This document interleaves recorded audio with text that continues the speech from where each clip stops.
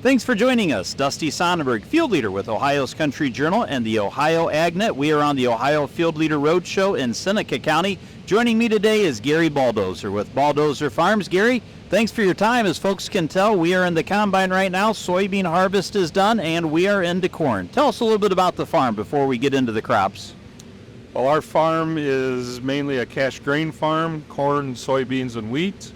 We do grow a little bit of hay for a 30-head cow-calf operation, and the cow-calf operation consists of replacement breeding stock, show stock, as well as freezer beef. Well, tell us about the crops you guys grow and some of the ground you grow them on. Well, our soils are generally pretty tight here on the west side or the east side of Seneca County.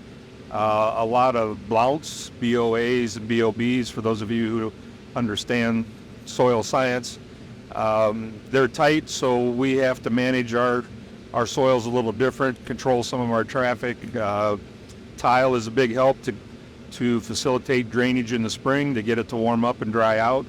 But generally we can grow some pretty good crops. We don't have to worry about irrigation with our annual rainfall that we normally get. And we've been making a living at this for, my kids will be the 5th generation here in Seneca County to farm these farms. So yeah, we're proud of that. Well, talk a little bit about the markets you have in the area, sort of located in a situation where there's several opportunities.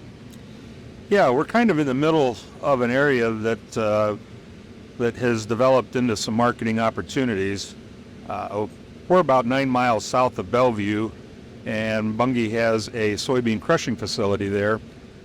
So an end user that helps hold our bases strong. We're about 35 miles from a Poet ethanol facility in Fostoria. Again, helps our corn bases, keep our corn bases strong. And we're about 28 to 30 miles from a wheat milling facility, Star of the West. And our local co-op, Sunrise Co-op, has an arrangement to supply wheat to Star of the West, which is actually attached to Pepperidge Farms. And if you like goldfish that Pepperidge Farms makes, a lot of our wheat goes into making goldfish for Pepperidge Farms. So we're proud of the fact that a product that we produce, we actually know what the end use of that product is going to be, and directly to the consumer, and understand what kind of impact that has for the consumer and for us as farmers. Well, let's talk a little bit about the farming operation and who all is involved, as it's a multi-generational farm. Yeah, our farm is multi-generational, and it's all family. So both of my sons are involved, but they both have full-time off-farm jobs. My son works as a crop adjuster as his day job, my oldest. And my younger son, Darren, he is actually an operations manager at one of the branch facilities for Sunrise Cooperative. And so they both help out quite a bit during harvest and planting. And I have an aunt, my dad's youngest sister. She was actually a bus driver in a former life for a while, and she always kept her CDL current. So she actually does a lot of truck driving for me to haul grains. And this year we are breaking in a new family member. I have a nephew that has learned how to run grain cart. Grew up in Akron, doesn't have a lot of farm experience, so every day is a new experience for him, and he really seems to be enjoying it. So yeah, we don't have full-time employees other than myself, but we try to be really efficient and use the time that we have with everyone to the best of their schedules and the best of our schedule. Well, you've got a nice grain facility at your farm here, but as we take a look at it, not the original grain facility, you've had, let's just say, an opportunity maybe to redesign it over the years.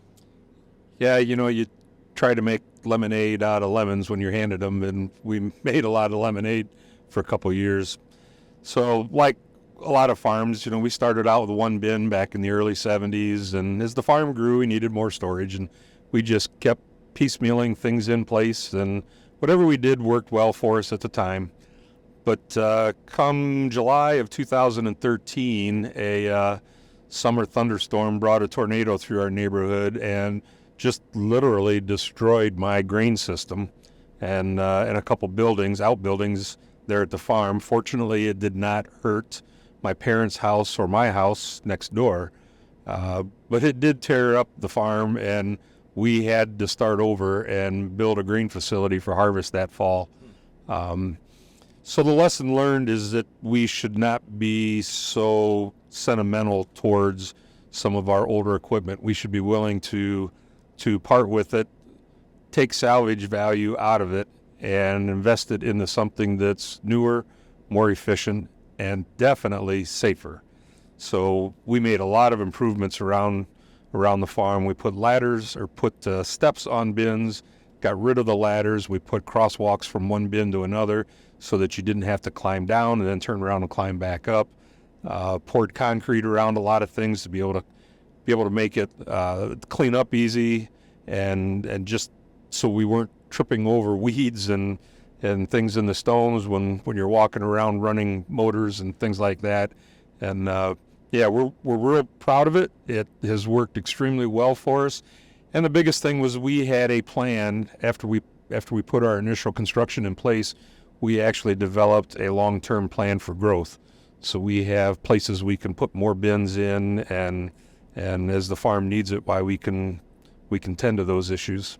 My guest again today, Gary Baldosser. We are at Baldosser Farms in Seneca County. Gary, thanks so much for your time. I'm glad you came out, Dusty. Thank you.